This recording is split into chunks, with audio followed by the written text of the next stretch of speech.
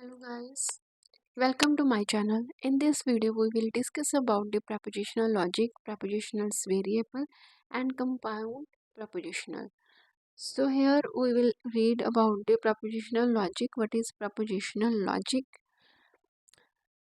Area of logic that study ways of and or modify propositional to from one more complicated proposition, and it also study the logical relationship and properties derived from these combined alternate. What is meaning of this thing? ठीक है, हमने पढ़ा preposition के बारे में, हमने previous video में study किया कि वो वाली स्टेटमेंट जहाँ तो वो ट्रू होगी जहाँ वो फॉल्स होगी, बट वो दोनों नहीं हो सकती कि वो स्टेटमेंट फॉल्स हो और ट्रू हो, मतलब बोथ नहीं हो सकती। ठीक है, प्रपोजिशंस के बारे में हमने पढ़ा। ठीक है, प्रपोजिशंस में हम क्या यूज़ करेंगे, अब मॉडिफाई करेंगे। हमारे पास देखो, इसको और डीपली डिटेल से क्लियर हो जाएगा जब आप ये वाली स्टेटमेंट पढ़ोगे। देखो statement number 1, Adam is good in playing football. देखो ये स्टेटमेंट ठीक है, ट्रू होगी। ठीक है, क्योंकि गुड लिखा है, गुड का मतलब कि ये ट्रू ही है। यहाँ पे ये नहीं लिखा कि एडम इज़ प्लेइंग फुटबॉल, तो उसकी पॉसिबिलिटी हो सकती है कि वो अच्छा खेलता है या नहीं खेलता है। ठीक है, but here you can say this is proper propositions, and second one is this time he is representing his scholars at national level। ये भी क्या होगा, ट्रू होगा। ठीक है, तो दोनों ट्रू ट्रू हमारे पास दो स्टेटमेंट्स हैं, statement number 1 and statement number 2।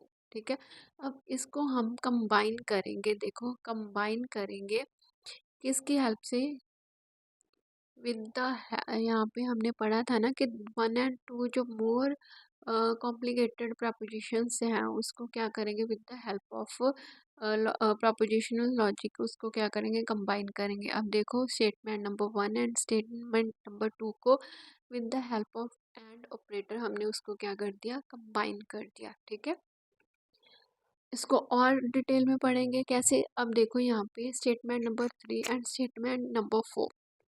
Statement number 3 क्या कह रही है, आई इंजॉय वॉचिंग टीवी। ठीक है, मैं एंजॉय करता हूँ, टीवी देखते हुए मैं एंजॉय करता हूँ। ठीक है, statement number 4, this is not the case that enjoy watching television. ठीक है, अब इसको बोलते हैं this is not a case that enjoying watching television. ठीक है, तो हम इसको क्या कर दिया, इस वाली स्टेटमेंट को हम बोलते हैं मॉडिफाई द स्टेटमेंट। अब उसी सेम स्टेटमेंट को हमने क्या कर दिया, मॉडिफाई कर दिया। ठीक है, अब नीचे एक फैक्ट भी है।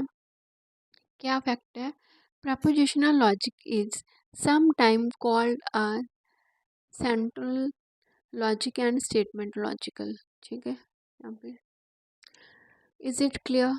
Then next one is why do we need compound propositions. अब दोनों को कंपाउंड करने की हमें क्या जरूरत पड़ेगी। ठीक है, पढ़ते हैं इसके बारे में कि most of the mathematical statement are constructed by combining one and more than one propositions। ठीक है, मोस्टली हम क्या पढ़ते हैं मैथमेटिक्स में, कंबाइन की हुई है वन या मोर देन वन प्रपोजिशंस। ठीक है, so as simple as that. ठीक है, मोस्ट इसमें कोई ज़्यादा डिटेल में पढ़ने की बात नहीं है, तो मोस्टली हम एक सेंटेंस को दूसरे सेंटेंस के साथ मर्ज करने के लिए, ऐड ऑन करने के लिए एंड ऑपरेटर यूज़ करती हैं। ठीक है, अब हम पढ़ेंगे प्रपोजिशनस वेरिएबल क्यों यूज़ करते हैं। Which one of the following is convenient to express. बहुत कन्वीनियंट है प्रपोजिशंस को एक्सप्रेस करने के लिए। देखो यहाँ पे हमने एक स्टेटमेंट ले रखी है, that is Adam is good in playing football and this time he is representing his college at a national level। जहाँ तो हम ये पूरी की पूरी स्टेटमेंट को एज इट लिख सकते हैं। ठीक है, जहाँ फिर और पी फर्स्ट स्टेटमेंट को डिनोट करेगी, Adam is a good in playing football. क्यों स्टेटमेंट हमने नोट कर दी, this time he is representing college at a national level. दो स्टेटमेंट पी एंड क्यू बना दी, पी वेरिएबल ले लिया, क्यू वेरिएबल ले लिया, और इसमें हमने एंड ऑपरेटर को एज इट लिखा था और हमने यहाँ पे एंड ऑपरेटर यहाँ पे ऐसे यूज़ कर लिया, इसको बोलते हैं एंड। ठीक है। जब भी आप ये सिंबल देखो डैट मीन्स उसका मतलब क्या है एंड। डेफिनेशन पढ़ लेते हैं।